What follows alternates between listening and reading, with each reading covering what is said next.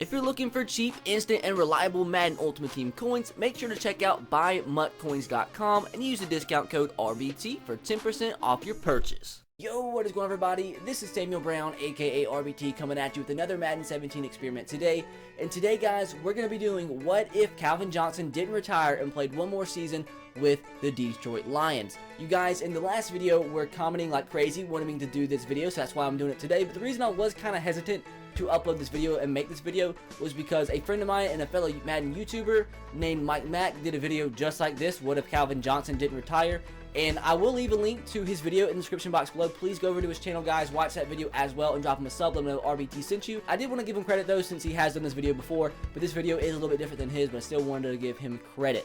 But guys, if you're unfamiliar with how we do this, guys, is I am using Calvin Johnson with his stats from Madden 16, since obviously he's not in Madden 17. But what we're going to be doing is summing one season with the regular Detroit Lions team, see how they do in terms of wins, see if they make the playoffs, see their team stats and stuff, and then compare it to a season with Calvin Johnson added back into the team and see how much better the Detroit Lions do with Calvin Johnson in the team.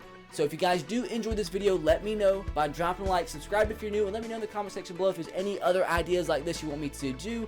And if there's any fire ideas in the comments with a lot of thumbs up, I will do them for future videos and will possibly feature your comment. I want you to let me know in the comment section below how good do you think the Detroit Lions would be in real life if Calvin Johnson did play one more year. They're having a pretty good year this year, but how much better would they be if Calvin Johnson stuck around for another year? But I do want to show you guys Calvin Johnson's rating and everything. He is a 92 overall according to his Madden 16 stats. Number 81 from Georgia Tech, possession receiver.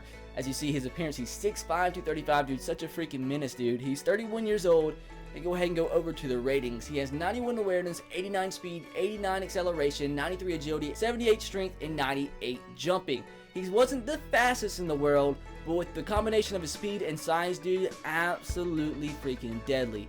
So let's jump down to some more relevant stats. 66 carrying, 90 ball carrier vision, 72 trucking, which is really good for a wide receiver, 88 elusiveness, which is insane for a receiver with his kind of size. He has 60 stiff arm, 87 spin move, 90 juke move. His catching is 97, route running 92, spec catch 98, 91 catching traffic, and 98 release. Those stats for a receiver, dude, are absolutely incredible, guys. Absolutely incredible. Doesn't get any better than that. 60 run blocking, 35 pass blocking, 57 impact blocking. I mean, that's also pretty freaking good for a receiver. And then the rest of his relevant stats are 89 injury, 99 stamina, and it was supposed to be 98 toughness, but for some reason it wouldn't let me edit that earlier. But guys, this guy is an absolute freaking menace, dude. A lot of people thought he was going to come back and play another season, but with the Patriots, he ended up not doing that. I want you to also let me know in the comment section below, what if he did come back and play a season with the Patriots? How good do you think the Patriots would have been this year? So there was a couple stats that I had messed up on earlier that I just now edited. He's a 93 overall now instead of a 92. Look at this receiver core, dude. Now with Calvin Johnson added, Golden Tate, Marvin Jones, and Anquan Bolden with Calvin Johnson in the team, dude. That is an amazing, probably one of the best receiver cores in the NFL. And so in the franchise with the regular Detroit Lions roster, I went ahead and simmed to the playoffs, and it looks like we did not make the playoffs. We need to see what our record is.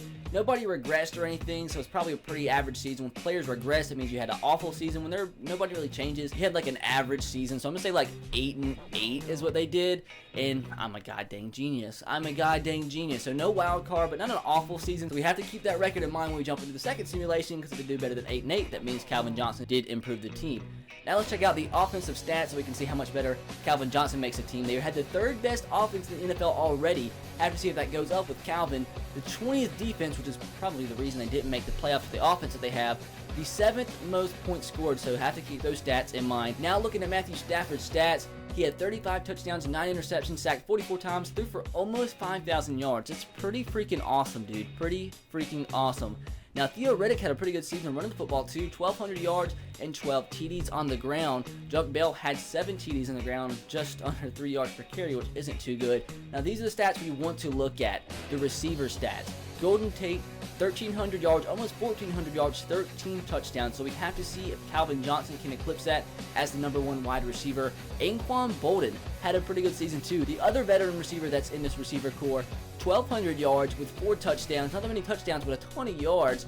And let's see, Marvin Jones had 800 yards, 5 TDs. Eric Ebron, the big tight end, with 6 touchdowns and 900 yards. Now I'm going to see if any of the Lions came in the top 10 of the MVP. With those stats, Matthew Stafford very well may have been in the top 10, and he came in 7th. Tony Romo won, Tom Brady in 2nd, which I have a video coming on him very soon.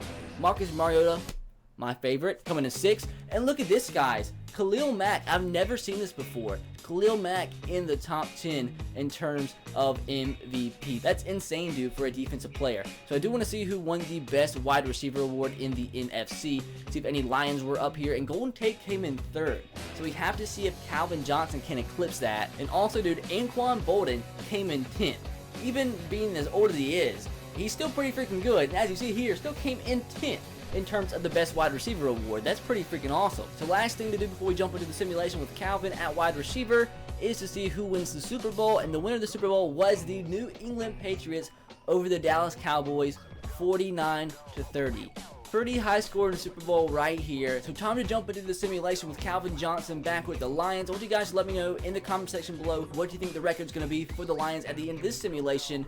They went 8-8 without Calvin Johnson, so with Calvin Johnson, I'm going to say they go, oh man, I'm going to say 10-6, and I think they are going to make the playoffs with Calvin. So let me know your predictions in the comment section below. And also, one more time, let me know in the comment section below what you think the Lions would do this season if Calvin Johnson had came back and played one more year. So guys, the simulation is almost over, and we didn't make the playoffs. Wow.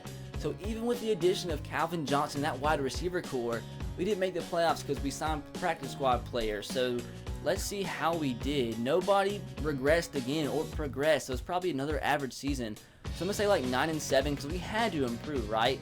9-7 and didn't make the playoffs, and we went 6 and how is that even a thing, dude? How is that even a god dang thing? Injuries were completely off, so there's no difference in the two simulations except the fact that we added a 93 overall receiver to the team. And how we lose an extra 2 games or a game and a half, I guess, 6-9-1. Dude, that's stupid. That is, oh man, Madden simulations just irk my nerves. So let's look at the stats and see what the difference is in terms of how we did.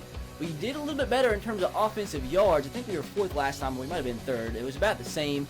No wonder, dude. Apparently adding in Calvin Johnson makes us the worst defense in the world. And we had, I think, actually a little bit less points scored, or it was about the same, dude. Awful effing defense, dude. No freaking wonder. Matthew Stafford did have more yards passing, almost 5,000 this time, about 100 or so more. He had 39 touchdowns, 16 picks, was sacked 20 extra times. So I guess adding in Calvin Johnson makes Matthew Stafford get sacked a lot more. Now, rushing yards, theoretic, about exactly the same. A couple, I think, one less rushing touchdown, about the same amount of yards. Now, receiving touchdowns, this is the big thing right here.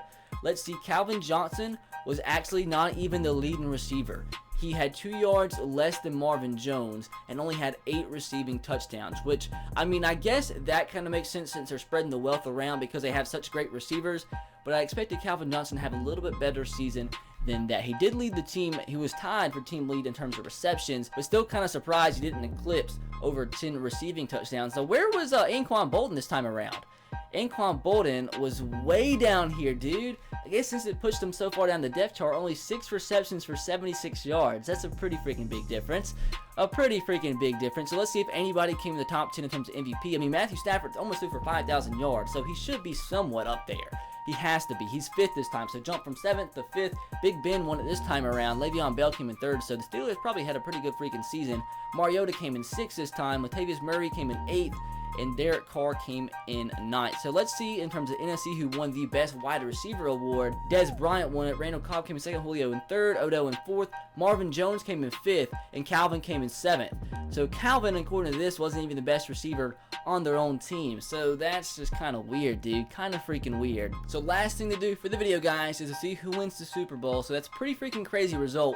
Kind of like the Peyton Manning one. Even with adding Peyton Manning to the Broncos, they lost an extra game, which seems absolutely crazy. But the winner of the Super Bowl this time around, the Seattle Seahawks beat the Pittsburgh Steelers 38-35. So that is going to do it for the video, guys. Hopefully you did enjoy, and if you did, make sure to drop a like. And like I said, guys, if you have any other ideas like this, let me know in the comment section below. And if you see any fire ideas, I'll 100% be sure to implement them into some future videos. And like I said in the beginning of the video, guys, if you could please go over to Mike Mack's channel, I'll leave a link to his video in the description box below. Drop him a sub and let him know RBT sent you, because he did the same exact video, kind of like this, a little bit different, but like the same theme. So please be sure to check that out. And guys, I still am taking questions for my Q&A that will be coming out hopefully on Sunday. And the way you can have a chance to be featured in that video and have your question answered be sure to head on over to my Twitter. I'll leave a link to that in the description box below as well. And just send me a tweet with a question and use the hashtag AskRBT, and you'll have a chance to be featured in that video. But with all that said, guys, that's going to do it. Be sure to subscribe to the channel if you haven't already. I will catch you guys next time. Have a great rest of your day. Peace.